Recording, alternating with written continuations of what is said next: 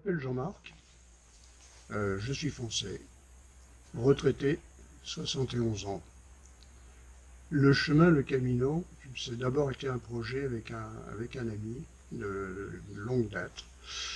Et nous avons profité donc dans 2010 de l'année Jacquère, qui est une année importante dans le domaine du Camino, et donc de partir.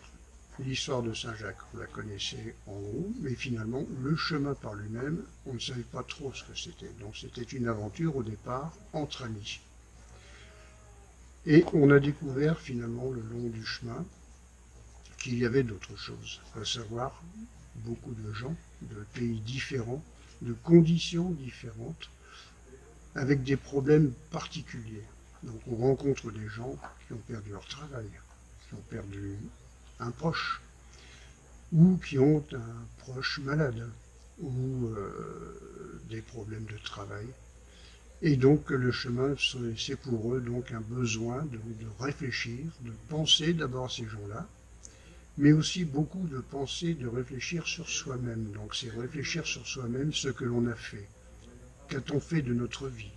Que va-t-on faire de notre vie? Ce que l'on a été avec les autres, avec nos proches. Comment on peut faire? En fait, c'est la recherche de soi-même, c'est au fond de soi-même. La religion est une autre chose. On parle beaucoup, bien entendu, de Saint-Jacques. Aujourd'hui, personne n'est certain que ce soit les restes de Saint-Jacques qui soient là-bas. Est-ce important?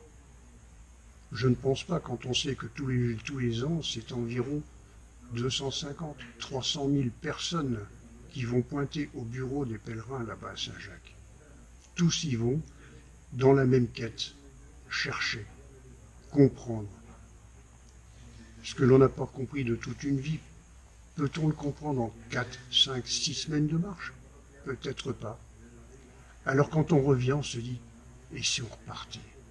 C'est un genre d'aventure, un genre de chemin de vie, d'humanité.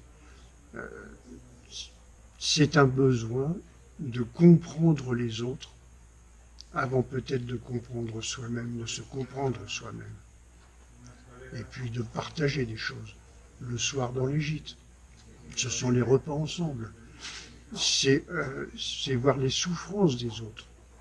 Et quand soi-même on a la chance d'être en bonne santé, de ne pas avoir trop de souffrance, de pouvoir proposer ses services, ça peut être des soins, quelqu'un peut être masseur, quelqu'un peut être médecin, aider à soigner. Donc aller vers les autres, se comprendre soi-même. Alors si vous avez un jour l'opportunité, la chance de pouvoir faire ça, faites-le.